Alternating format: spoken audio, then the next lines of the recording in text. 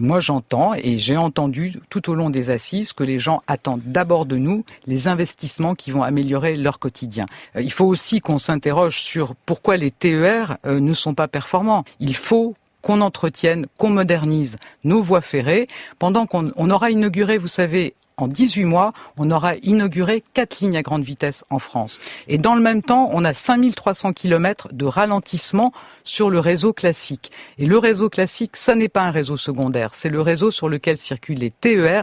Et donc, quand je dis 5300 km de ralentissement, ça veut dire que tous les jours, il y a des Français qui prennent leur TER, qui roulent parfois à 40 km/h. Donc, ça devient assez dissuasif. On prend sa voiture et on tombe dans des embouteillages. Donc, priorité à l'entretien, à la modernisation du réseau. Il y a une vaste hésitation, on nous dit cet auditeur sur franceinter.fr, concernant l'aboutissement des lignes à grande vitesse à Toulouse et dans la région occitane. Toulouse est la métropole française la plus éloignée de la capitale et nous n'avons pas d'autre choix que l'avion. Là aussi, est-ce que ça fait partie de ces projets où vous dites non, pour l'instant la grande vitesse, en gros, c'est fini ou en tout cas c'est plus la priorité? Je ne dis pas du tout que la grande vitesse, c'est fini.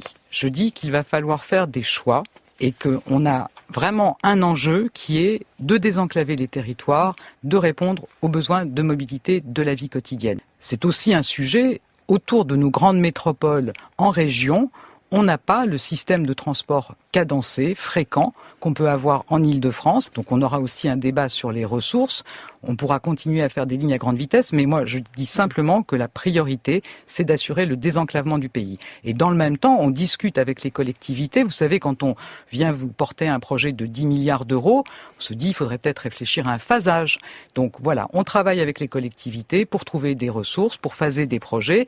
On peut essayer de répondre à ces attentes sur les lignes à grande vitesse, mais la priorité, c'est les transports de la vie quotidienne. Et je pense que vos auditeurs, ce qu'on entend déjà depuis ces premières questions, c'est que c'est bien là qu'ils attendent qu'on les accompagne pour avoir des meilleures mobilités tous les jours.